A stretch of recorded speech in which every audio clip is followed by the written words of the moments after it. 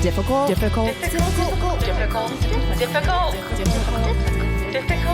Women. Hello. Hey. Hi. Hi. What's up? I'm not high. I'm waiting. Don't worry. Oh, I'm not high either. It's just me in my natural state. I'm Katie. I'm Marie, and this is Difficult Women because we're so difficult. Totally. I feel very, very difficult in times of quarantine, more so than ever. But you know what? I don't care. I think it's a good quality at this point. You know, you got to do what you got to do to get through. I just wrote a song. And if I got to be difficult, that's what you get, bitch. Are you talking to your mom when you said no? I know. I know. I was like, wait a minute. What do you mean, bitch? No, I'm that's not calling what you bitch. meant. That was just like a, That's not what you meant. I know what you meant. I would never call you a bitch. Have I ever called you a bitch? Probably. It's fine. Like, to my face. To your face. To your face? I don't know. I don't know. No, I don't think we've ever done that. No, probably not. I don't We think haven't that fought in we're years, not, so we're not like super name callers. I think we're both pretty good at, if we are fighting, we're not trying to be like, you fucking cunt. Yeah. That's not our style. Anyway, how are you? I'm doing great. I'm doing very well. I switched up my my place I record. If you can tell, I'm in my childhood bedroom. Oh, I was wondering. The background did look different. I was like, where did the door go? It just disappeared. Yeah, I'm now I moved everything into my bedroom. This is where my dollhouse used to be. Oh, that's cute. But my mom was being so sweet, and she gave me her art room, her like studio for me to do all of my things in. And then it occurred to me this morning that, you know what? I bet she misses her studio. When I got here in March, she probably didn't think it'd be months later that she wouldn't be able to have her room. So I quietly moved everything into my bedroom and then said, Mom, here's your studio back. And I think she almost started crying. She was very that's happy. nice. Yeah, I guess you don't really need it to do what you're doing. You just have your computer set up. Yeah, but it was nice. I mean, that was very nice for her to offer, and it was very nice of you to give it back. Mm-hmm. Everybody's really so nice. Here, I love it. Recording live from my childhood bedroom. Perfect. I did How not are grow up you? in my room that I'm in currently. This is not the room I grew up in, thank God. Not in Bushwick? No, that's not where I grew up. I'm good. I very recently, as of this afternoon, discovered a video game that I like, and now I'm obsessed. That's Oh, like my really? news. Yeah, it's called The Room, and it's basically an escape room video game. So you just have to, do you like escape rooms? See, this is a good question. I like the mental challenge of an escape room. I don't like how they tend to be really scary. Like the last escape room I went to was in Greenpoint in Brooklyn. And at one point, it was very dark. It was very spooky. And at one point, a severed head came flying out of a closet. And I was like, no. I can't think logically and strategically when like body parts are coming at me and I feel like I'm about to be murdered. So I don't like that aspect. I like a nice, chill room where there's no like other horror element. So that's why the video game's been good, because I also don't have to deal with any other people. I just figure out the problems myself. It's interesting that you're playing like an escape room game. Tell me more. Why do you think that you psychologically feel that you need to? Just trying to escape this hell we're all living in, clearly. Oh God! And the sad thing about the game is it will probably never end. I think that's part of it. Is you just go. Well, I did want to give you an update on my meditating because I was supposed to do it every day. Yeah, I was wondering how that was going. Nope, I don't. I can't tell you how much rage I feel when I try to meditate. See, but so that's I mean, I the think thing. Yeah, that is what meditate. So this is the thing I was trying to say the other day. That's what meditation is about. It's about calming the fact that. No, it's about understanding that you've been repressing that. And when you quiet your mind and give yourself a chance, you're not letting it out. So the meditation is the time where now you can start to sit with, wow, I'm feeling a lot of rage. You're not mad at meditating. You just have rage. You got rage issues. So you have to start like using that time then to then live with those feelings and go, wow, okay, I'm feeling it. I am not my feelings. I am just experiencing this feeling right now, and it will pass if I allow it to just flow through me. It's an energy, you know what I mean? Let that energy flow out. But it's very uncomfortable. But see, that's what I mean by it can be very uncomfortable to meditate because stuff comes up. The first day I tried, I just kept circling back to taxes and why our unemployment is being taxed so high right now, where it's government money that they're giving to us, but they're still taking huge chunks out of it that maybe in the end I'll be getting back. I mean, it was just like a full cycle of emotions and rage about the system. And then the second time I meditated, I was just really angry at the woman's voice that I was listening to. And I know that in yoga that sometimes I've taken instructors and I'm like, this woman, I don't like her voice. But I know that's part of the reason why you're doing it is you only have to do, yoga and hear this voice for 1 hour. It will pass. And the rage, so much rage. So, that's really interesting though. But I think you should also ask yourself, like, am I mad at this woman's voice or am I projecting that rage to something else? Oh God, Katie. I know. It's deep shit, you guys. It's deep shit I'm talking about. But it's important stuff to do. It really is. It will change your life if you can like move through it. It will change your life. I'm not a rageful person. I don't feel like I yell much or whatever, but then when I sit quietly, it just you're right. Okay. But but they would say you suggest what do I do? Keep doing it. Just keep doing it and try to sit with it as much as you possibly can. And you'll see it eventually if you can like really put yourself there, that rage will start to like fade. Like you'll really start to kind of work through it. You may even have ideas that come up and you go, oh, that's why I'm so angry. Because it's just like really pushed in there. It's so super normal, especially in like this crazy world we live in. We just like repress a lot of stuff. But in therapy, they talk about how like, if you say like, well, I don't have a lot of rage, that's not true. Everybody has all emotions. Everybody has all the emotions. We may not allow ourselves to experience them. And if we don't, that means we're just like pushing them down. So it's good. Speaking of rage, hold on. I can hear my parents. One second. And we're back. Oh, it's good. Well, I wanted to say, like, just from my experience lately, because I've been like meditating and stuff. And I had a thing happen to me this week where I just had a couple days where a lot of stuff happened at once. I had some like weird work stuff come up and just a couple like things all at once.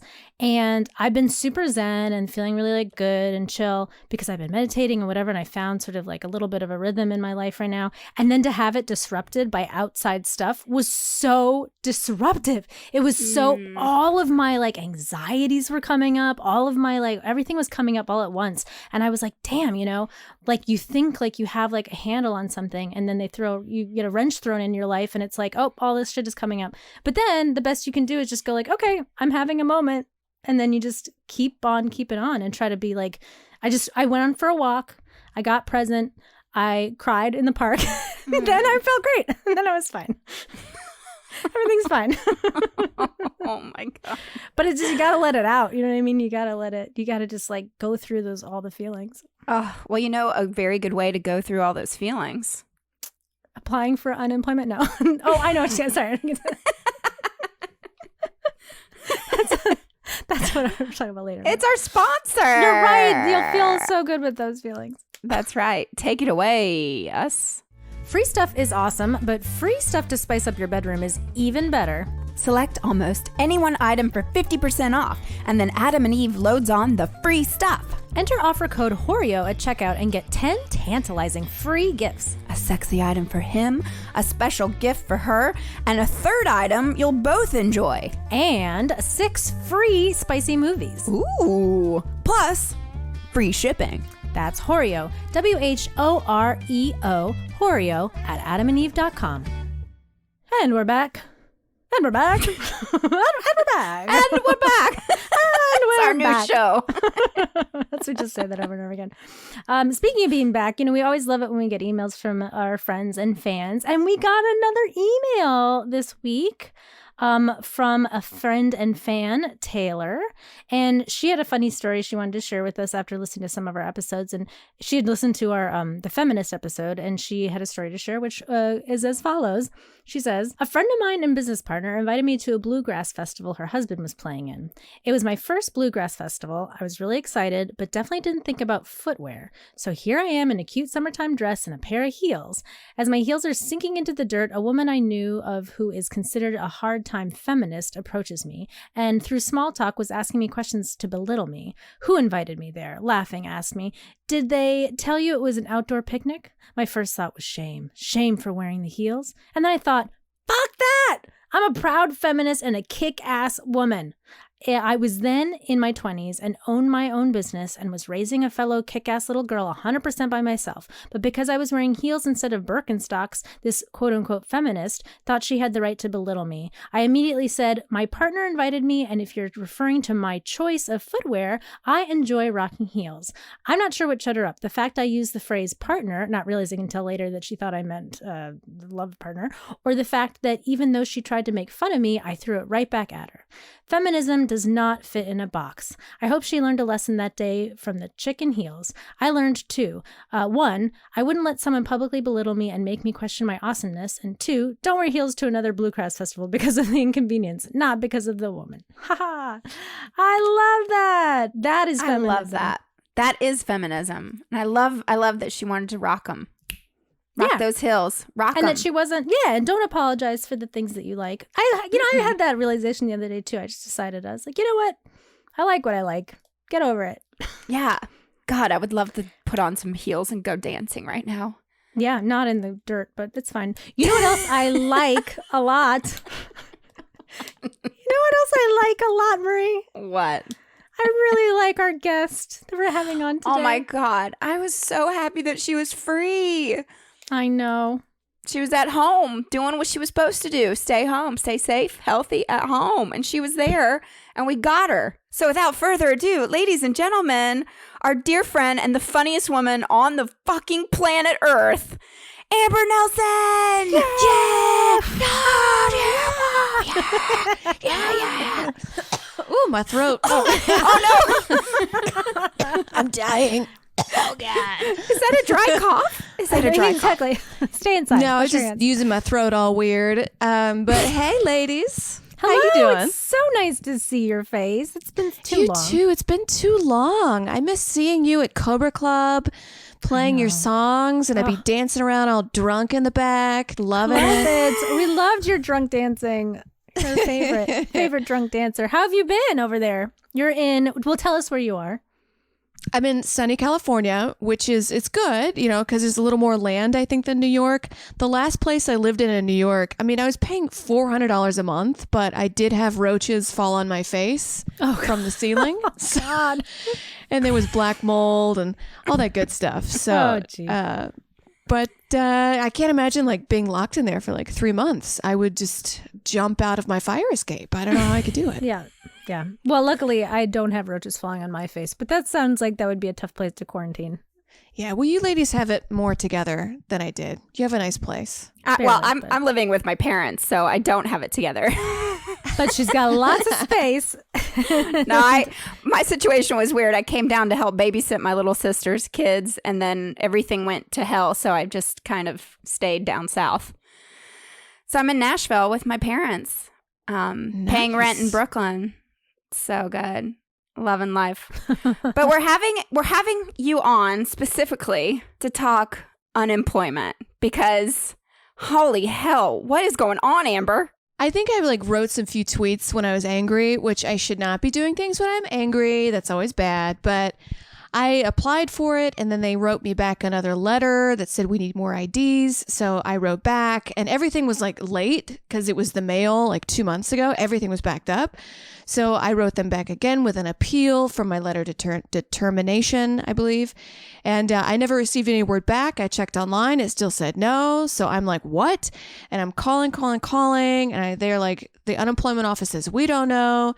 And then I schedule an appointment in person. I go and I bring all my stuff. And they're like, your employer didn't claim you. And I was like, then why do I have my W-2s? Like, here's all my tax forms. Here's my pay stubs, blah, blah. And so they faxed that off again. I got another letter saying you didn't get it. So I just reapplied and I'm like calling. And then I finally got a hold of this lady who said, you got to put your thinking cap on. And I was like, I am. That's why I'm calling you. I need help. No one's telling me what's wrong. And then she was so like belittling and nasty, which I know that she's dealing with a lot of people. I know that everybody's calling and frantic, so I don't want to blame her at all. But like, don't tell me to put my fucking thinking cap on. Oh my God, how patronizing. Very patronizing. And so she keeps being... yeah. And I was just like, if you're not going to help me, direct me to somebody who can. So she puts me on a call waiting list, and I got a voicemail the next day saying that my appeal for my letter of determination came in late. And that's why I never got it. And I was like, but I never got the note saying it came in late. So can I appeal my appeal? And I'm like trying to call for that. And I'm giving them everything but my DNA. And I think they needed like a letter. They needed a letter. So I go to the bank and I like print out a thing that has my address and my name and my bullshit on it and the Chase logo. And I send that off to them. So I appealed my appeal, and I might have to go before a court. Oh my God. It's crazy. And the lady on the phone that put your thinking cap on was like, you can't get it anymore. What's done is done. And I was like, no, I'm not asking for handouts. I'm asking for what I put into the system. Right. You know? Absolutely. In New York, you were working. In California, you've been working. You have money in the system that you're owed. I've always had a job since I was Right. like 17 years old. I've always been working and like done it myself. And I've never relied on like daddy government for money. And now that I have to, I'm just like, this is why. Right. This is why I it's crazy saved and I kept cash. So it sounds like some of your problems were coming from the fact that the post service was running slow, not because you were late in applying. Yeah, everything was backed up. Like everybody was like sending their stuff to the post office because they needed to see more identification. And I can't do that on the computer. I have to mail them in something. So Right. it was all backed up. So Wonderful. it's still in limbo then. You're still waiting to hear if It's still in limbo.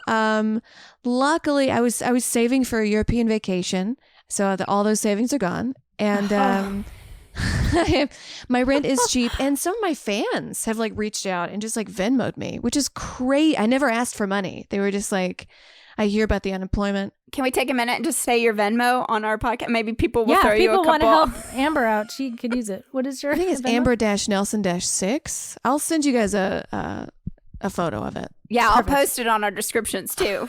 So, you know, the thing is, everybody listening, we're all artists. We're all just trying to get by.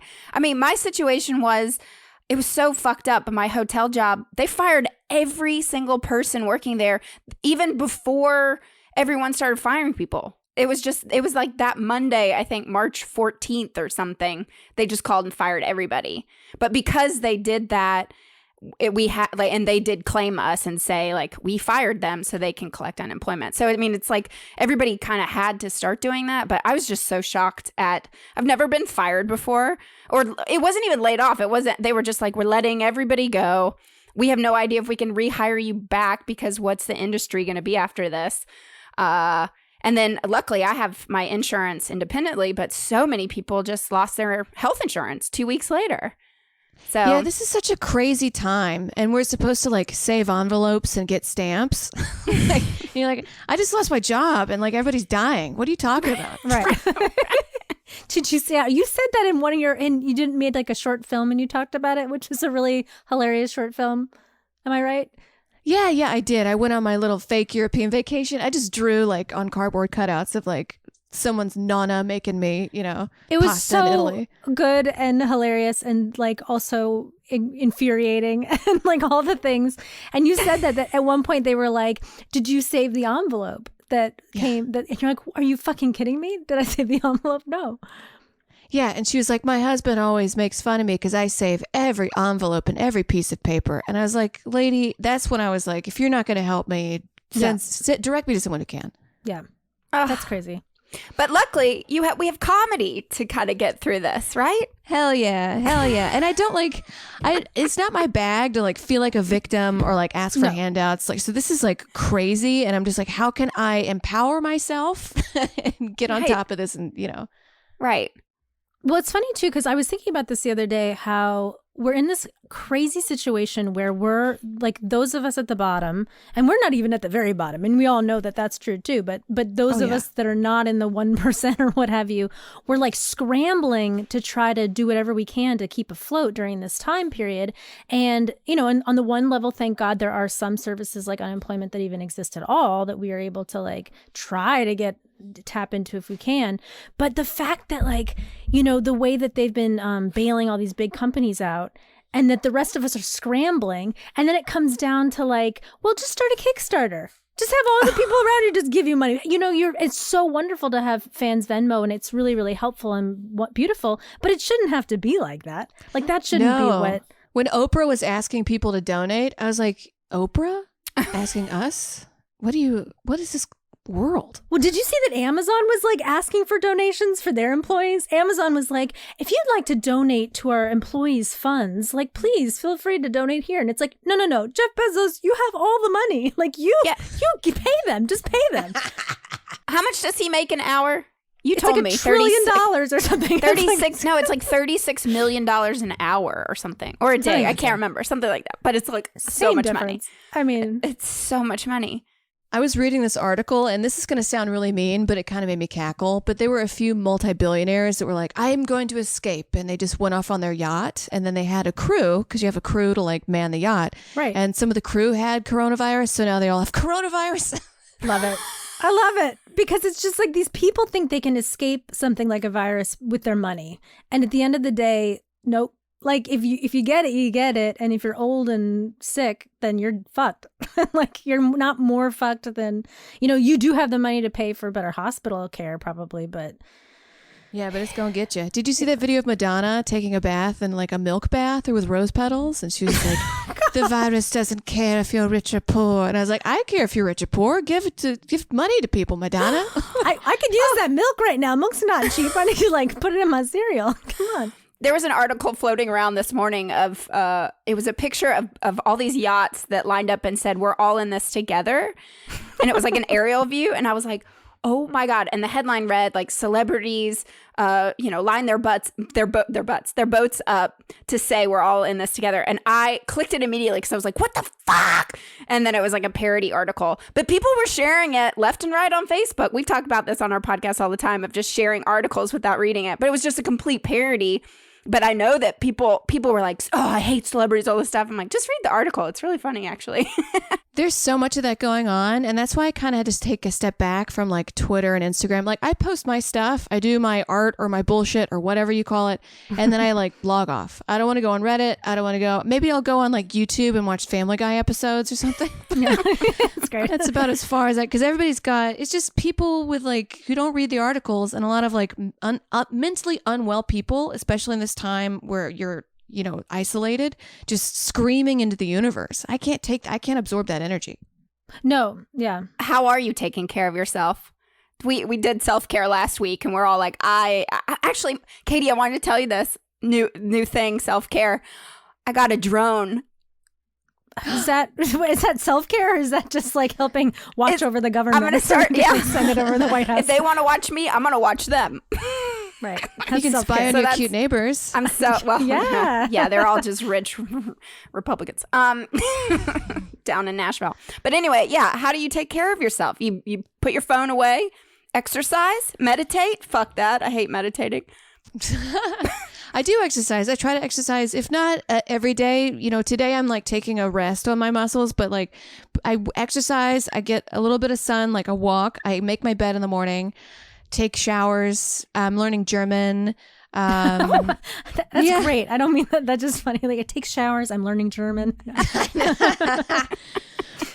anything I can, to keep my mind away from the afterlife. And Exactly. Cooking, a lot of that. Looking at like what's cheap around me. Started a little cooking show. So I write for I was that writing gonna for my podcast. say, you have these. Everyone should look up Amber's cooking shows that she's been doing during the lockdown. They're so funny and relatable. Thank you. And I feel like everybody's doing a cooking show, but mine's more about like what's going on with me internally, and it's I'll make some so pasta. good. It's so Thanks. funny. And you actually had made some. You made Brussels sprouts the other day, and I'd made Brussels sprouts that day, and yours looked so much better than mine. And I was sort of seeing what you did, and I was like, I did these wrong. I should have watched this cooking show before I made my Brussels sprouts. No, I'm sure yours were delicious. They I'm were sure they were fine. wonderful. They're kind of dry. Yours looked good. I think I'm more of a fan of the skins. Like I like the crispy skin more than I like the heart. Yeah. It does. The heart kind of tastes like dead feet. That's accurate. But you guys are doing your podcast, Brighter Side. Yeah, we're still Right? rocking with that. And I honestly like sometimes we'll do like book reports. So I'm like, all right, I'll go learn about salamanders, and I'll like Love look at it. that up and like write jokes on it. Like that's helpful for my brain. It's funny because I've also been kind of leaning on the animal content heavily recently. Is my mental self care? I don't know. Salamanders would be great. I saw this They bring whole joy. yeah. Also terror to some people, I suppose. But I was watching this video today about this guy in Belgium who has these like giant owls nesting in his window, and they're like the babies are like the size of a medium-sized dog. But he was excited about it. I'll probably post about it later. Anyway, I digress. I was out front listening to a bunch of crows the other day, and this is how much I have going on. But they were only going in like odd numbers, like bah, bah, bah, 3 or 5 Oh. or 7, and they would like call to each other. And I was like, that group's going 3, and that one's going 7, and they ran away. So 3 must mean something, and 7. That's very observant. This is where Yeah. we're at, guys. It's like, but here's the thing, though. All of a sudden, I am noticing nature more. I'm like, oh, what kind of bird is that? And then I'll go in, I'll get some binoculars, I'll go back and look at the bird, and then I'll look it up later. Like before, I never would have done that. I had too much shit to do. But now it's like, what the fuck? What the fuck are we doing? I'm trying to stay busy. Trying to work a little, but Have you been able to like get out? I mean, LA has a little bit more nature than New York does. Have you been are like the hiking trails open, or how are they dealing with that? Yeah, the hiking trails are open. Like some things are open. I definitely went and got ice cream the other day, and I sat like 20 feet away from people on a little grassy spot, and I took off my mask to eat the ice cream, and people looked at me like I might as well have been taking a shit on the grassy knoll. And I was like, I can't eat my ice cream if I have a mask on. I hate this fucking mask. I'm 20 feet away from you. No, I mean, I can see if I was definitely- like in their business, like in like going into a grocery store and like getting in people's faces with no mask. Sure, yeah, that's like very hostile. But if I'm sitting 20 feet away and just silently eating my ice cream, I'm not hurting anybody. That's been a whole other thing that's been cropping out is there's definitely a balance between, because there are people that are just not wearing masks at all. And those people need to be a little bit called out. But then there's this like mask shaming thing that's developing, this like very left wing like mask shaming, where people will call you out for exactly like what you're saying. You're like isolated 20 feet away from everybody else. You're just trying to eat your ice cream. You're not coughing on the ice cream. You're just eating it. There's like there's some logic here where we have to have a balance between like, yes, there's wear always your a balance, mask in and a it's become crowd. like political, like who wears their mask and who doesn't. And I'm like, Yes. I just want to sit 20 feet away and eat my ice cream, please. Like, Yes. I'm not in your face. And that's actually, I think even a scientist would be like, that's fine. You'll be fine. You're 20 feet away from people. You're fine. And now they're saying that like some of the scientists are saying that people should be gathered in groups more so you can get herd immunity. I've read that in a couple articles. I'm like, I don't know what's happening. I know. That's the other thing about this whole thing is that nobody really knows. And we haven't had very good leadership. So it's really hard to know what to do next. And that's, I think, one of the reasons why it's become so political is because we didn't have this one strong voice giving us a clear instruction. If even, I don't know. I mean, even if Trump had just been telling everybody from the get-go, drink Clorox, and had been like, fine, at least we have some instruction here. But he changes his mind about stuff. So I don't know. I just can't get over the masks. It's a simple little thing. And when it first started, they said you don't have to wear masks. It doesn't help. And the fact now that they're actually learning that if everybody wore masks, that brings it down to a very small percentage. And it's a fucking mask. How did they not have the technology before to know? Like, wouldn't the mask manufacturers know the percentage of how much the droplets come through the masks? I mean, I know that the healthcare workers needed them. That's a whole other thing. But even like just the cloth ones with the coffee filter in it, we could have been making those in February. It's a there's mask. a lot of weird stuff going on with that. There was even people who've like hoarding masks. Like, remember when, Right. Whenever they were like, oh, New York doesn't have enough PPE or whatever, and like that's because of the authority. The authority did it all wrong, and then they found out somebody had intercepted like a truck shipment for this like masks and scrubs and things people need, and then just hoarded all of it. The government was doing that. The federal government was like intercepting deliveries. It was just also. a person. Yeah, but they also even did the that? federal government was intercepting deliveries that were supposed to go to like Michigan or something, and then just putting them into their stuff. I mean, it's like, I don't even know. It's like the Wild West in the worst possible way right now. At least in the Wild West, I'm like on a horse and I have a gun. Like, I don't want to be with my mask on 6 feet away. Like, we're in the Wild West. It's apocalypse. I want a flamethrower. I want a weapon. Well, Katie's going to get a slingshot. I'm gonna get a slingshot. I was like looking into non-gun weapons that are good for hunting animals, not people. And slingshot is the way to go. And you can learn them. I mean, you need some space to practice, but I'm into slingshot. That's a practical weapon because there's always rocks around. And Exactly. You throw 'em, you could piss people off. You don't need to buy, bullets anywhere. You just collect your rocks. Yeah. Ready to Took go. down Goliath. Yep. Exactly. So here's a question for you. Where do you see yourself in 2 years? Good God. Me? What kind of question is that? Nobody knows. No, I know, but it's so fascinating. Like, I've been talking to a lot of artists here in Nashville. Famous bass player I know in this band here is like learning how to code. And then one of my other friends who's like a Broadway performer, he's like going back to school. I'm like, is this what us artists have to do now? It's like find another something in order to make it work for the next couple of years? Or, I guess what I'm asking is like, what's your trade? I think Can it's you perfectly whittle? acceptable. Can I whittle? It's acceptable for an artist to like have a day job. I mean, for years I was a Right. bartender, and that's why I made the money to save, and I had the cash hidden away to save for all this shit. So I always found it perfectly good to have a job or a trade or a skill, and then do your art when you're off of work. It's this like, I was always amused by people who are like, I just want to make art. I'm like, how do you pay to eat? What do you do? Yeah. Yeah. You know what I mean? So definitely something to do with that. I mean, I always knew that like I'm good at bartending, but that's like kind of reading people and knowing what they want, working a room, all those things that go into bartending that go beyond just making a drink. So I can find a way to whittle that into some kind of business opportunity. Yeah. Well, I was just watching some videos about that exact topic where they were talking about how everybody, especially artists, have all sorts of other skill sets that they've developed during the time that they've been alive, and that this is a really great time to take a moment to try to see like exactly what you're saying. Like, I'm good at like reading people, I'm good at this, I'm good at that, this aspect of bartending. You totally could probably find something that would be really useful business, especially like that you could do over Zoom or whatever. And I think that a lot of people are exploring those options right now, and ways that you can help people in a way that's different from just the comedy part. But even like the comedy part is a skill, that can be turned into something too, just for like financial stuff. And then of course you keep doing your art stuff too. And I'm so curious about where I'm more optimistic than nihilistic about where I think entertainment's going to go from here too.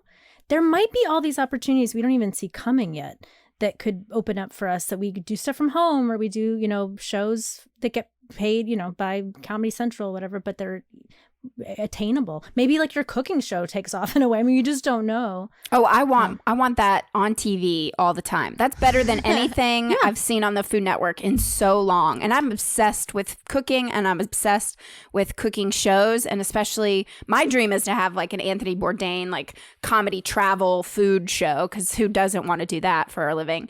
But I would totally watch your TV cooking show. It's the funniest thing I've seen in quarantine, Amber. It really is. It's so funny. And we're learning how to cook. Thank you. That definitely came from a necessity and not knowing what, because I've worked in restaurants my whole life, and where I'm living right now, I was alone for 2 months. And I was like, I have to do something to keep my mind active. I need to keep being aware and up.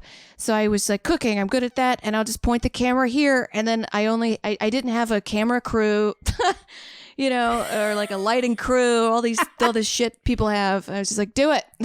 Yeah. And it's fun. It brings me joy, at least.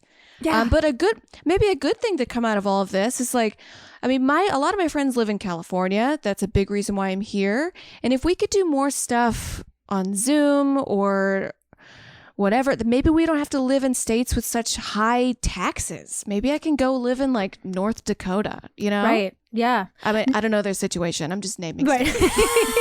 It's like the opposite of California. But yeah, no, I think that's another thing. They've been talking a lot about how younger people are starting to move out of cities right now because they're working from home remotely anyway.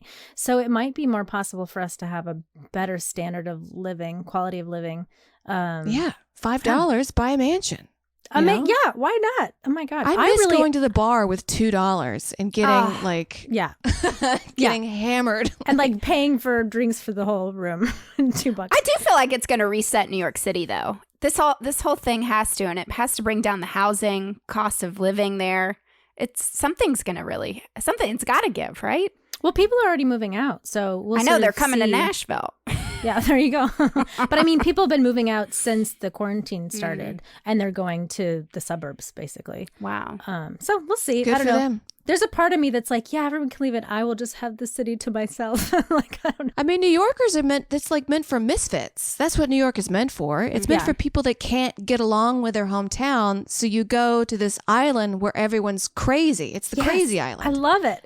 It's not for someone who like once, was like in the suburbs and like, I just want to like do my Kickstarter in Manhattan. Yes. Yes. I love that. I love the idea that Manhattan is just the island of crazies. It's perfect.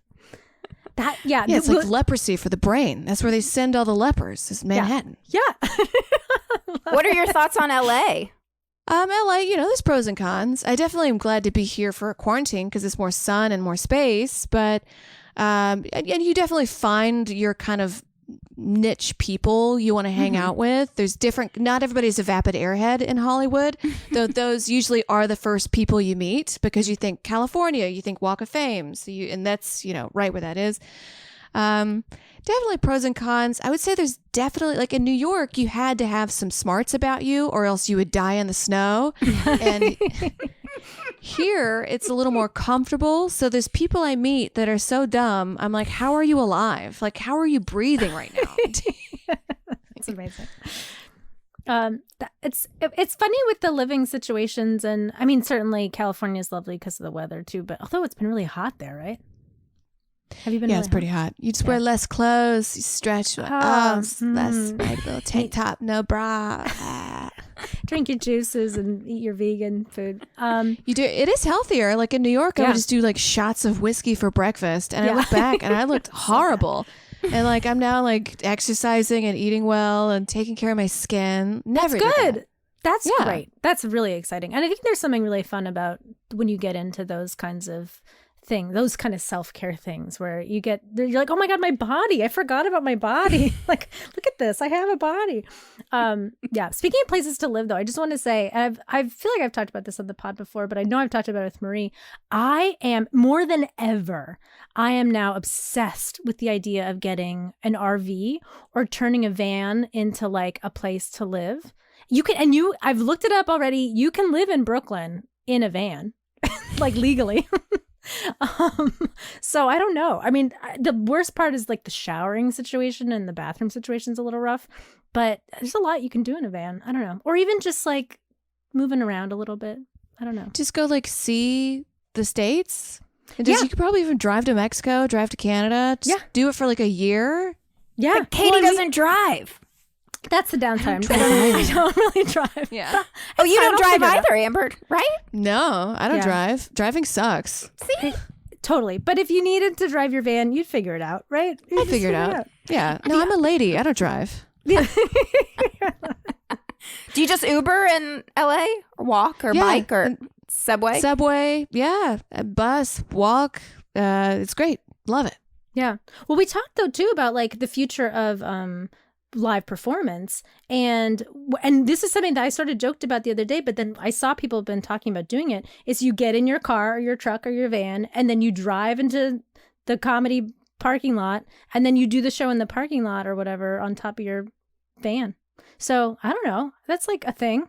Drive-in comedy shows. They're starting them. They're doing them. I've seen them. For the weather. I mean, I feel like in LA they were kind of doing stuff like that anyway. At some point, Yeah, where I've there's definitely done outdoor some shows in like a back alley. That might be a different kind of show. But We did one at a backyard here in Nashville a couple years ago. Remember that, Katie? oh yeah, Oh, it was so. My parents afterwards said, "Oh gosh, Marie, I thought you were doing well." After that Like, show, it was just like a little. It's a little backyard comedy show that was pretty bad.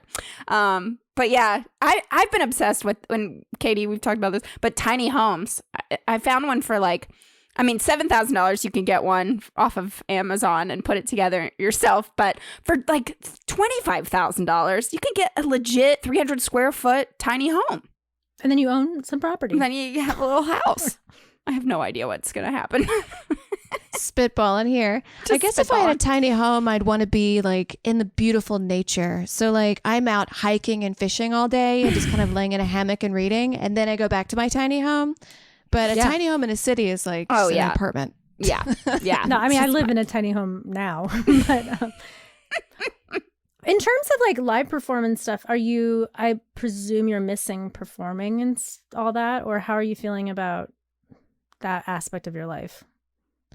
Definitely like, Zoom comedy shows. I'll still do them. They're not the same. You got to have like bodies in the room and like smell people's hormones, Yeah. You got to have a spotlight on you. It's like, that's what makes comedy. And I always thought that stand-up would survive the apocalypse, but maybe I was wrong. How do the Zoom comedy shows work? Are they muting the audience watching you? And then you don't hear the laughs at all, or? You don't hear laughs at all. You just do. I write my jokes on a piece of paper and then I'm like, hey guys. And I kind of set up something nice-ish behind me so I don't look like I'm, living in trash. And then I just do my little 1-2 punch and then you do it to nothing, but just assume people are laughing and then say, okay, thank you very much. And then I've gotten paid from them. So like, I'll keep doing them. Thanks for having me. It helps me eat. Yeah, we can't do live streaming things together because of the delay in sound. So we've been asked to do comedy shows, but we have to turn them down until we figure out ways of, because we can't sing and play instruments and have the timing be. It's all about timing. So we have to just reinvent ourselves again. Can you pre-record? Like, can one of you record on a microphone and then another one on a microphone and then sync it together? Yeah, but it's just not live performance then. You know It's what I not mean? live, it'd be a video. Not, it's sort of sad. It's funny, the moment that I realized that was going to be a problem was pretty early on in the lockdown, and I was invited to my aunt's 80th Zoom birthday party, and we decided to all sing happy birthday to her, and I was like, oh my God. I don't know if you've experienced like 20 people trying to sing happy birthday on Zoom, but it's like happy birthday, and you're just like, oh my God, this is awful. Oh, that must have been hard for you to like be like, oh, my band. Yeah, it sucks. But I'm sorry. But you know what? We're going to figure it out still. I've been watching so many videos on how to do it. So we're going to get it somehow. Yeah. I'm going to have to learn how to code so I can build the program myself, but I got it. no problem. You No got problem. it. Success is just consistency and improvisation when things come your way. That's it. I just made that up. That's great. But put it on a t-shirt, sell it. Make some. There you go. There's your business. Just sell that shirt. Wait, I have one last question and then we're going to go. But have you been quarantine dating? No, I haven't. And I've been doing a lot of like looking into myself. And I'm like, I don't think I should be dating for a while. I've got to figure myself out. Because I'm like thinking back on all my old dates. And I was like, oh, I would just go and get drunk and then just like use this for a hookup. And like, do I want to keep doing that? Do I want to find a husband someday? Because that's not going to be how I'm going to do it. You know, I got to go in there like a proper lady and not be like, shots. We're doing shots. I definitely think though that is one of the huge benefits of this weird quarantine time is it's really forcing people to look at themselves in a really wonderful way. And you're, you know, even if you're like, oh shit, I got to change stuff. Good to know, you know? I feel like I'm definitely going through some of that stuff with dating and things and being like, oh, what have I been doing this whole time? Shots. Who am I? Shots. Do shots. Show me your dick. Ah, spell it out. Why can't I find a good man? Why can't I find a good man? All I do is shots and look at dicks. I miss dicks. Oh my God. That's fine. That was me for years of like dating in LA. I was like, why can't I find a good one? And then just go and get drunk and chain smoke with these strangers. Of course I couldn't find anybody worth, you know? Yeah. Yeah. This time we're all just going to manifest the perfect person. And then there's just going to be one of them. And then we're going to fight over him. It's going to be great. No, I think we there's could all share going to him. be a lot of divorces after this too. So I'll totally take a lot of person single who's- men. Be great. Yeah. Oh my God. Please.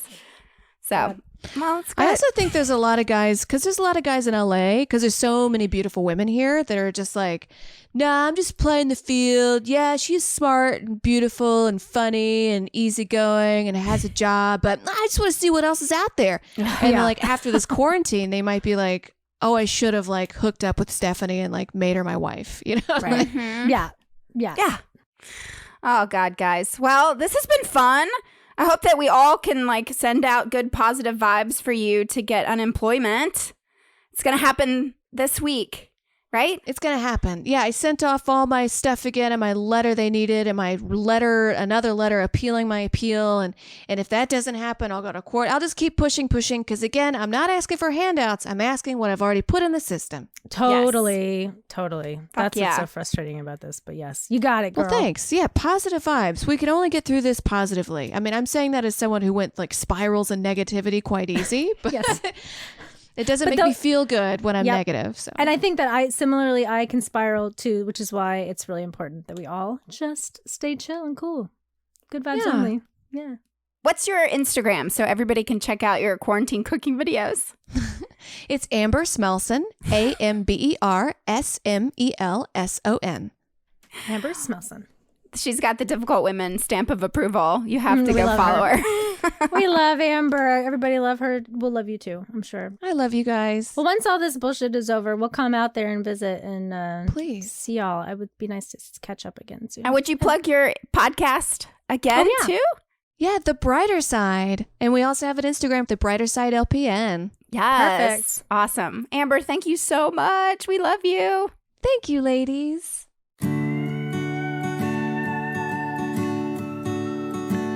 I admire your strength. I think you are the best. Your heart's so full of love, and you look cute in that dress.